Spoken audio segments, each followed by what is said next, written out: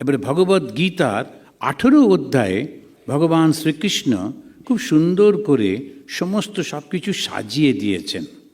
তারপরেই বলছেন সধর্মে, কিন্তু পরের লাইনটাই হচ্ছে আসল, পরের শব্দ দুটোই হচ্ছে আসল। সেটা কি? নিধনম শ্রেয়। আমি আমার ধর্ম পালন করতে গিয়ে যদি মারাও যাই তবে ঠিক আছে। সে ধর্মটা কী রকম, কার ধর্ম, এইখানেতে স্বয়ং ভগবান তিনি বলে দিচ্ছেন। এই ভগবদ্ গীতাতে আমরা দেখতে পাচ্ছি যে তিনি বলছেন সম দম তপ শৌচম শান্তি আর্জবমেব চ জ্ঞান বিজ্ঞান আস্তিক্যম ব্রহ্মকর্ম স্বভাবজম। তিনি সমাজকে তার নিজের নিজের গুণ এবং ক্রিয়া অনুযায়ী 4টে ভাগে ভাগ করলেন। প্রথম হচ্ছে ব্রাহ্মণ। তো ব্রাহ্মণ অত্যন্ত পূজনীয়। ব্রাহ্মণকে কখনো হত্যা করা যাবে না, সবসময় তাকে রক্ষা করতে হবে। কৃষ্ণের সময় সন্ন্যাসী ছিল না, ঋষিমুনি ছিলেন, কিন্তু সন্ন্যাসী পরবর্তীকালে। এখন এই যে সন্ন্যাসী সেও ব্রাহ্মণ। আপনারা হয়তো জানেন রামকৃষ্ণ মিশনের প্রত্যেকটি সাধু ব্রাহ্মণ হবার পরই সন্ন্যাস গ্রহণ করে। আমরা কোনো নিয়ম ভঙ্গ করি না। স্বামী বিবেকানন্দ বলেছেন প্রত্যেককে ব্রাহ্মণত্বে উন্নীত করিতে হইবে। এই ব্রাহ্মণত্বে উন্নীত কি করে করে?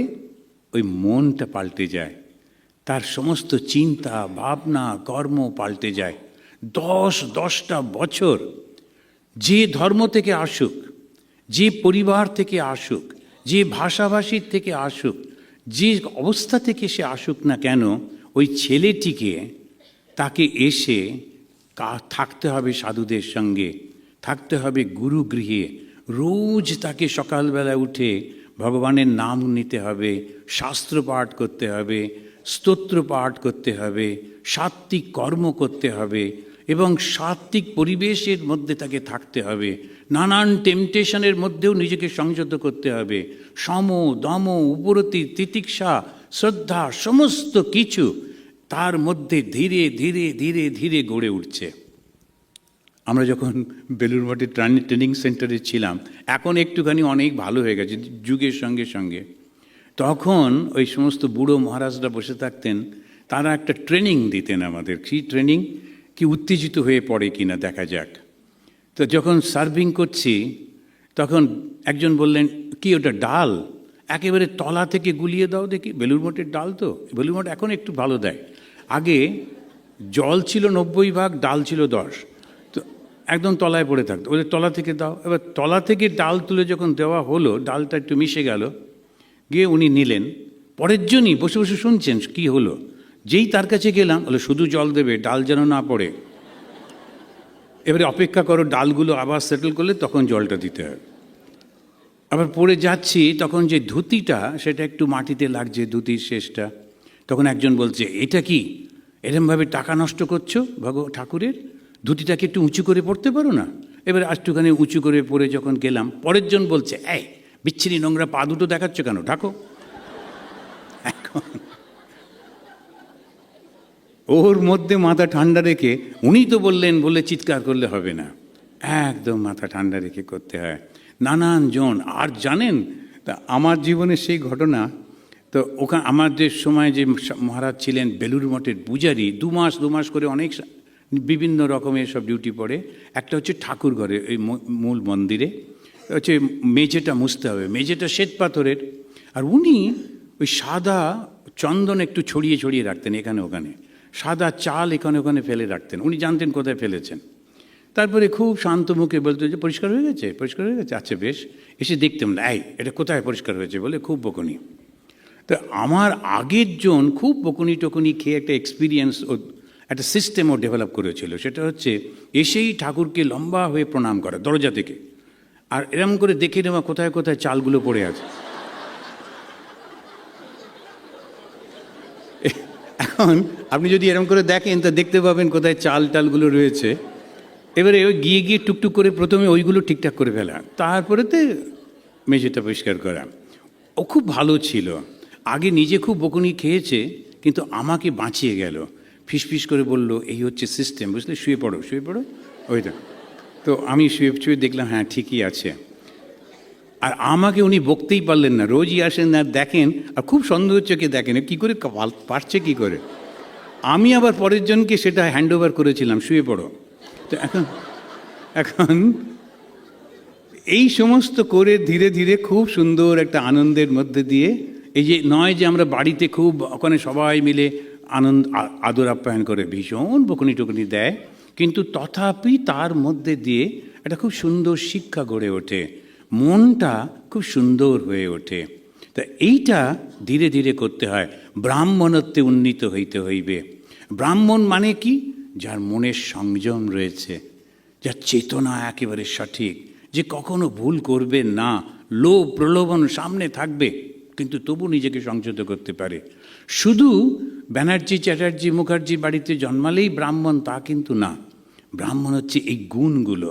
স্বামী বিবেকানন্দ এমন সিস্টেম করে গেলেন, এই 10 বছর ধরে যে সমস্ত ছেলেরা এলো, বিভিন্ন ধর্মের ছেলে, কিন্তু ধীরে ধীরে ধীরে ধীরে 10 বছর পর সে যখন গেরুয়া বাবার অধিকারী হচ্ছে, তার আগে ওকে ব্রহ্মচর্য দেওয়া হচ্ছে, তখন সে গায়ত্রী মন্ত্র জপ করছে রোজ এবং ঠাকুরের নাম জপ করছে। এই কাজ কর্মের মধ্যে দিয়ে, শাস্ত্রপাঠের মধ্যে দিয়ে একেবারে ব্রাহ্মণত্বে উন্নীত হচ্ছে। তখন সে একজন ব্রাহ্মণ। তখন তার সমস্ত চিন্তা ভাবনার মধ্যে শুধু পবিত্রতা। এই পবিত্রতা মানে ভগবান, অপবিত্রতা ঈর্ষা, হিংসা, দেশ আর এই ভোগ লালসা, কিছু নেই। তবে সে ব্রাহ্মণ নয় তো সে কি? এবারে সে ব্রাহ্মণ হয়ে সন্ন্যাস গ্রহণ করছে। অনেকে বলে রামকৃষ্ণ মিশনের সন্ন্যাসীরা তো অব্রাহ্মণ সন্ন্যাসী। ভুল। প্রত্যেকে আমরা অত্যন্ত উঁচু স্তরের ব্রাহ্মণ, তারপরে আমরা সন্ন্যাস পেয়েছি। তা এই ব্রাহ্মণের ধর্মটা কি? শরীর মনের পবিত্রতা। তপস্যা করতে হবে। তপস্যাটা কি? নানান পরিস্থিতির মধ্যে মনটাকে ঠিক রাখতে হবে। যখন জ্বর এসছে, আর জ্বরের মধ্যে কাবু হয়ে ভগবানের নাম করব না, জ্বরের মধ্যে না, ওই তার মধ্যেও ওই মধ্যেই ভগবানের নাম করছে, সমস্ত কিছু করছে যতটা সে পারে। সে ক্ষমা করতে পারে। তাকে লোকেরা নিন্দামন্দ করে, অনেক সময় চুপ করে থাকতে হয়। হ্যাঁ ঠিক আছে, যে নিন্দা করছে ও একদিন চলে যাবে, আমিও একদিন চলে যাব, কিচ্ছু থাকে না।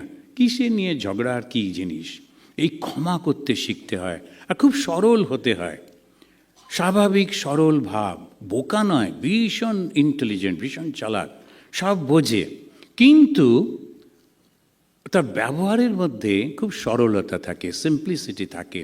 সমস্ত জিনিসটাকে সে সোজাভাবে নেয়। একবার একজনের বাড়িতে খেতে গিয়ে, আন্দামানের ঘটনা বলেছি, শুনেছেন হয়তো। তো আমার তো আর বেশি ঘটনা হচ্ছে না, সব তো শেষ হয়ে গেছে।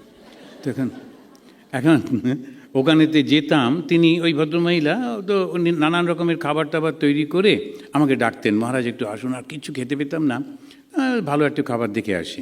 মাঝে মাঝে বিচ্ছিরি হতো, নুন বেশি এটা ওটা। তো তার পাশের মহিলা তিনি আমাকে ফোন করে বলছেন, জানেন ওরা কি মনে করে আপনি যে যান? বলেন মহারাজ আমাদের বাড়িতে এসে কি আনন্দ করে খান, চেটে পুটে খান। তা আমরা ভাবছি আমি একটু রেগে যাব, কিন্তু আমি বললাম না না, এটাই তো স্বাভাবিক। যারা রান্না করেন তারা চান যে তার রান্নাটা পরিপূর্ণভাবে কেউ গ্রহণ করুক। একটুখানি মুখে দিয়ে ফেলে দিলে তার তো কষ্ট হয় না। তো সেই জন্যই উনি বলেছেন, ঠিকই তো বলেছেন, চেটেপুটেই তো খাই, কেন খাবো না, ভালো রান্না। এখন উনি চেষ্টা করছেন রাগিয়ে দেবার জন্যে, কিন্তু না, ওই একটু মনটা ঠিক রাখতে হয়। কেউ এসে একটা কারুর সম্পর্কে বলছে, একটু নিন্দা করছে, যে বলছে প্রথমে আগে তাকে দেখতে হয়, এ ঠিক লোক তো, ঠিক বলছে তো, ঠিক মতোভাবে বলে কি না। বেশিরভাগ লোক বলার সময় 60-70% নিজের কথা যোগ করে, আর মোটামুটি 30টা দিয়ে একটু বলে দেয়। সেই কারণে আমরা অনেক ভুল বুঝি। কখনো করতে নেই। ধার্মিক যদি হতে চান, এমনি থাকবেন সাধারণ মানুষ হয়ে, জন্মালেন মরলেন, একটা ঠিকই আছে। কিন্তু যদি ধার্মিক হতে চান, তপস্যা। এই তপস্যাটা কি? অ্যালার্টনেস। আমি যেন একটাও বাড়িয়ে বা কমিয়ে না বলি, ঠিক ঠিক যেন করি প্রত্যেকটা কর্মের মধ্যে। ক্ষমা, সরলতা, শাস্ত্রজ্ঞান। শাস্ত্রজ্ঞান একটু রাখতে হয়, তা না হলে এই যে শাস্ত্র তারা নির্দেশ করছেন, ঈশাবশ্যমিদম সর্বম যৎকিঞ্চ জগত্যাম জগৎ, এই সর্বত্র সেই ভগবান রয়েছেন। আমি বুঝতেই পারলাম না, জানলামই না, ভীষণ ভুল হয়ে যায়। তো সেই কারণে একটু শাস্ত্রজ্ঞান দরকার। শুধু তাই না, তত্ত্বের অনুভূতি। আপনার মধ্যে সত্যি একটু অনুভূতি কি এসেছে? ওই রকম না। মহারাজ জানেন, আমি গেলাম, অমনি মন্দিরের দরজাটা না একটু বন্ধ হলো আর খুললো, বন্ধ হলো আর খুললো। আচ্ছা, কেউ ওখানে কাজ করছিল, সে খুলছিল, বন্ধ করছিল। এখন প্রচণ্ড উত্তেজিত। আবার সে একটু দূর থেকে বলবে না। আমি বললাম, করোনার সময় একটু দূর থেকে বলুন না, একদম কাছে এসে বলবো। না, এইগুলো একদম বাইরে সবাইকে বলা যায় না। কি হলো? মন্দিরে গেছিলাম, দরজা উদ্দণ্ড হচ্ছে, খুলছে। আরে কি মুশকিল! আমি বললাম, ওরে বাবা, বন্ধ হলো আর খুললো, বন্ধ হলো আর খুললো।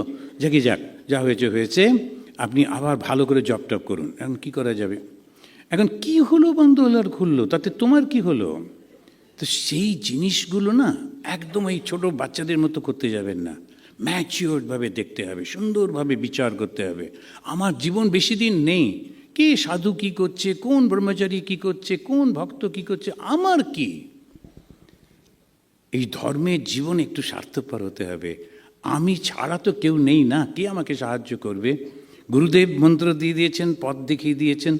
কেউ কেউ দুঃখ করে বলে, রামকৃষ্ণ মিশন দীক্ষা নিলাম, গুরুদেবকে নিজের হাতে খাওয়াতে পারলাম না। না, এটা খুব ভুল। গুরুদেবকে আপনি সেবা করবেন ওই মন্ত্র তপস্যা করে। গুরুদেব যদি দেখেন যে মন্ত্রের মাধ্যমে আর এই সমস্তগুলোর মাধ্যমে আপনি আস্তে আস্তে করে এত এত এত ভক্ত সম্মেলন হচ্ছে। এইখানে তো কলকাতাতে কত সাধু কত সুন্দর করে সব বোঝাচ্ছেন, প্রতিটি শাস্ত্র কি সুন্দর করে। আর একটা জিনিস একটু উৎপাত হয়েছে আজকাল এই আমাদের এই ইউটিউবের মাধ্যমে, আর সে কী যেন বলে, ওই ক্যামেরার মাধ্যমে। মহারাজ, আপনি আমাদের এখানে একটা বক্তৃতা হয়েছে, আপনি বলবেন। আরে কলকাতায় সাধুর অভাব আছে? আর অত্যন্ত পণ্ডিত সমস্ত সাধু, অত্যন্ত ভালো সবাই রয়েছেন, চতুর্দিকে রয়েছেন। তাদেরকে না করে, যেহেতু আমেরিকা রয়েছে, ভীষণ ভুল। শুধু মধু কেন আমেরিকার সাধুদের ডেকে ডেকে করতে হবে? কেন আমরা কি বেশি স্পেশাল? লেস্টেজ আছে?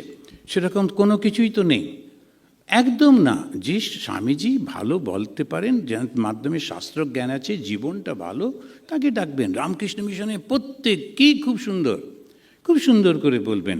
সেই কারণেতে শাস্ত্র জ্ঞান আর তত্ত্বের অনুভূতি, এটা ব্রাহ্মণের লাগবেই লাগবে।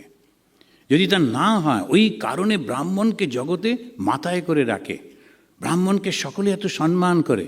শুধু পৈতেটা ধুয়ে টুয়ে পরে খালি গায়ে বেড়ালেই না, ওটা ভুল। ওই খড়ম টড়ম পরতে পারেন, চলতে বেশ কষ্ট হয়, কিন্তু লাভের লাভ কিছু নেই।